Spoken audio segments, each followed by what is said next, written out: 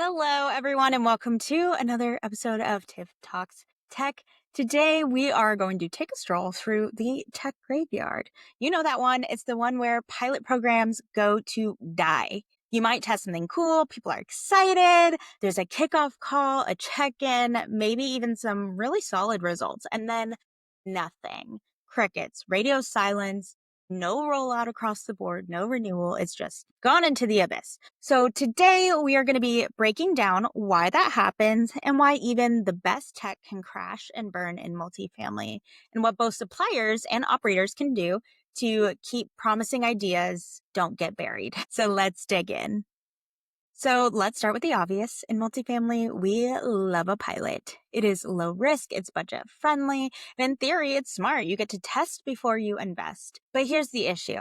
We've started treating pilots like final exams. Like if tech doesn't prove itself in 30, 60, 90 days, it's going to get the axe. And here's the problem. Some tech, it simply isn't built to shine in the vacuum or in a rushed timeline. Sometimes it can take longer, especially tools that need team buy-in, training, or integration across multiple systems. And let's be real, not every pilot is set up to succeed on our end. So let's talk about what actually goes wrong. Here are some of the top reasons I see tech die post-pilot and what we can do about it.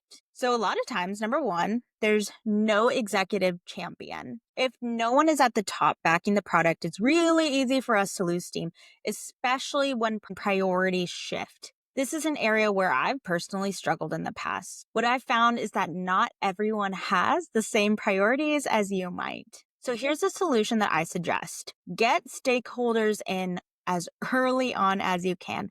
Bring in the people who will actually use the tool from day one, because it's hard to get buy-in after the fact. You need to find someone who can be an executive champion, who has the same or similar issues that you're trying to solve. It can help that person feel like the hero, and you'll find more success that way if you can get their full buy-in and support, especially as someone who is a bit more subdued myself when it comes to selling up the chain of command. Finding someone who can repeat the issues up the chain can really help expedite your agenda. Here's a tactical tip for you as well. Assign a C-suite or a VP level sponsor right at kickoff.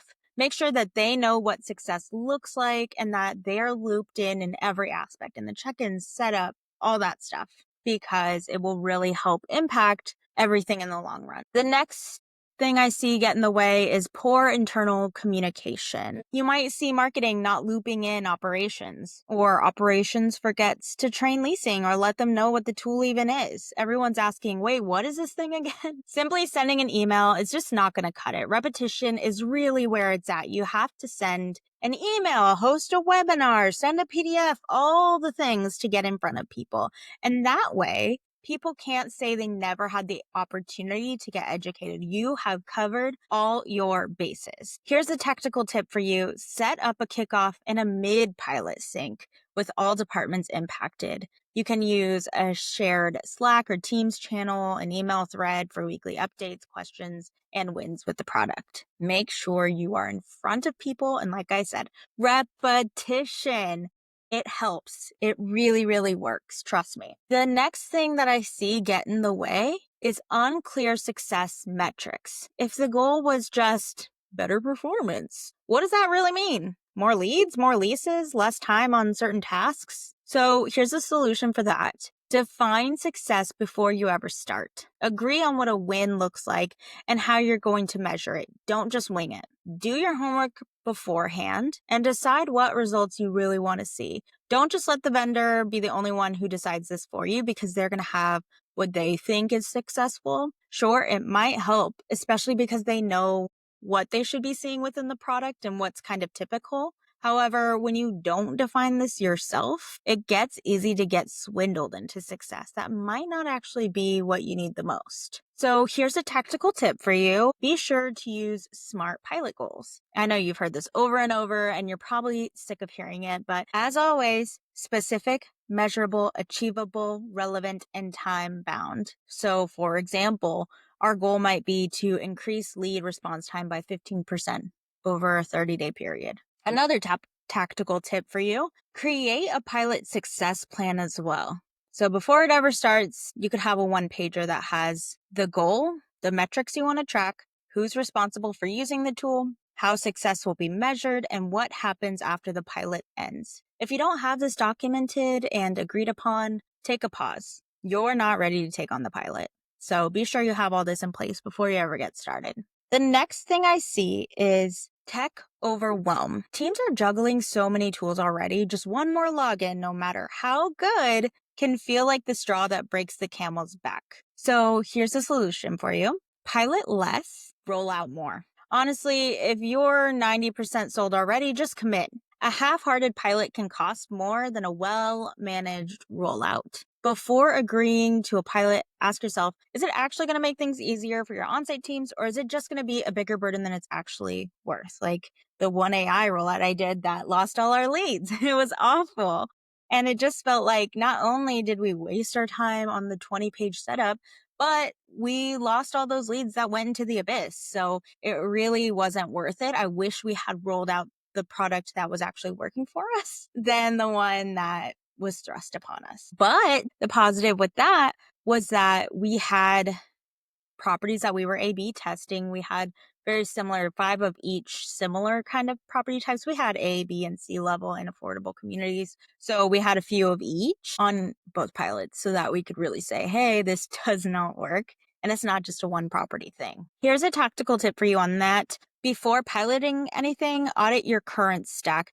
If one tool overlaps with others, decide whether it's going to replace or complement them and communicate that clearly before you ever move forward. The next thing I see get in the way is decision delays. You might finish the pilot and everyone's into it, and then it sits on someone's desk for about 3 months and the momentum dies really quickly. So the solution for that is going to be setting a clear decision timeline. Who decides if it rolls out, know when, put dates on it, build in that accountability, and be clear with yourself, your team, and your vendors about the timeline. Plus, I have found when I've done that, that prevents a vendor from getting on your case over and over. That way, if they have the clear expected timeline, they're not following up and getting on your nerves. And you're like, hey, I actually am not going to make a decision on this for another 2 months. Okay, great. I don't have the capacity for it. And so when you're able to say that, it prevents miscommunications down the line between you and the vendor, and it just creates a good experience for everyone. Here's a tactical tip for you on that. Build in a decision window from the very beginning. Something like the pilot ends on August 15th. We need a decision by September 1st. And if it's approved, we're going to start rolling out on September 15th. Put it in writing, include it in your kickoff document, and stick to it as much as you possibly can. Next, I have seen not enough variety in pilot properties. So like I said, we had properties of lots of different types, and we were sure that if we were testing 2 products, we were going to test similar property types, a good variety for the same amount of time, and kind of checking off that they did the same thing. But if you just have 1 or 2 properties that are on it for a short timeline and you're not comparing it to that of similar properties, that can be a pitfall. So here's a tip for success, and this one is for suppliers. You want to support it like it's a full launch. Don't just treat pilots like freebies that you're throwing out there. You want to train the team, help them win, help them prove that you're in it with them and that they have that support back for them. Vendors, if you're listening to this, your job isn't just to hope the pilot goes well. You really got to drive it. And I think most of us know that, but we really want to get tactical with it. We want to train like it's a full rollout. Don't just save the A team until they sign the full contract. Make sure they know everything it can do and how to use it.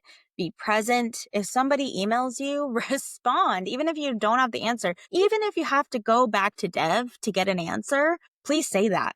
I can't reiterate to you enough the amount of times that I reached out to vendors and heard nothing. And it was the ones that communicated with me, hey, I'm trying to find an answer. I'll have something to you by XYZ, or hang tight, whatever. That made all the difference between a good experience and a bad experience, because then I knew how to communicate to my team and let them know when they can expect to hear back.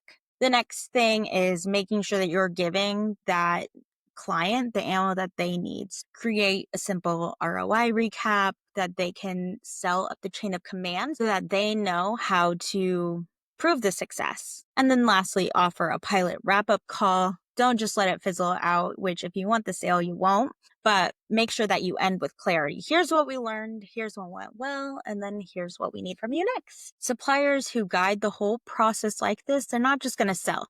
They're the ones who are going to survive beyond just that simple pilot. So here are my closing thoughts. Good tech, it doesn't just die because it's not working. It's dying because we don't build the system around it to prove that it actually works. So next time you kick off a pilot, ask yourself, is it set up to succeed? Do we know what good looks like? And are we planning for what happens after the pilot? If the answer is no to any of these, please pause, rework the plan, or skip the pilot entirely and just commit to it. The goal isn't to necessarily test more, it's to adopt to what's working and stop burying potential in the graveyard of a half-baked experiment. Thanks for listening to Tiff Talks Tech. If this episode helped you rethink how you run pilots or you launch technology, share it with a teammate or a vendor who may need a little bit of tough love.